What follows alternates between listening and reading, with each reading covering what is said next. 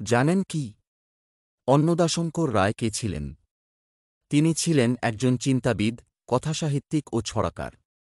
তাঁর জন্ম হয়েছিল ১৫ই মার্চ ১৯০৪ সালে ওড়িশার ঢেনকানলে এবং মৃত্যু হয় ২৮শে অক্টোবর ২০০২ সালে কলকাতায়। বাংলা, ওড়িয়া ও ইংরেজি ৩ ভাষাতেই লেখালেখি করেছেন।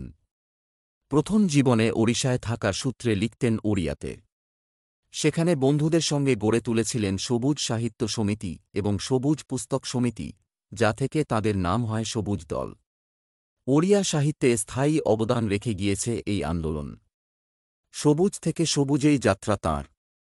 প্রমথ চৌধুরীর সবুজপত্র পড়ে উৎসাহিত হয়ে লিখতে শুরু করেন বাংলায়। বিচিত্রা পত্রিকায় ধারাবাহিকভাবে পথে প্রবাসে বেরোনোর পর বাঙালি সুধী সমাজের দৃষ্টি আকর্ষণে সক্ষম হন। ইন্ডিয়ান সিভিল সার্ভিস পরীক্ষায় প্রথম স্থান অধিকার করে যোগ দেন সরকারি চাকরিতে। স্বাধীনতার অব্যবহিত পরে কাজে রাজনৈতিক হস্তক্ষেপের বিরুদ্ধে প্রতিবাদে চাকরি থেকে স্বেচ্ছা অবসর নিয়ে পুরোপুরি সাহিত্যকর্মে আত্মনিয়োগ করেন। কবিতা, ছড়া, গল্প, উপন্যাস, প্রবন্ধ, ভ্রমণকাহিনী সব মিলিয়ে তাঁর বইয়ের সংখ্যা শতাধিক।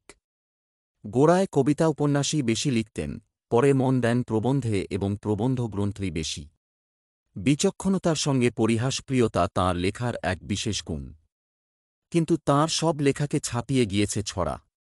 দেশভাগের প্রতিবাদে লেখা তেলের শিশি, তো প্রবাদ, সাম্প্রদায়িক সম্প্রীতি ও দুই বাংলার মধ্যে সম্পর্ক নির্মাণে এক বড় ভূমিকা নিয়েছিলেন। মাত্র ২ বছরের জন্য শতবর্ষ থেকে বঞ্চিত দীর্ঘ জীবনে পেয়েছেন অজস্র সম্মান।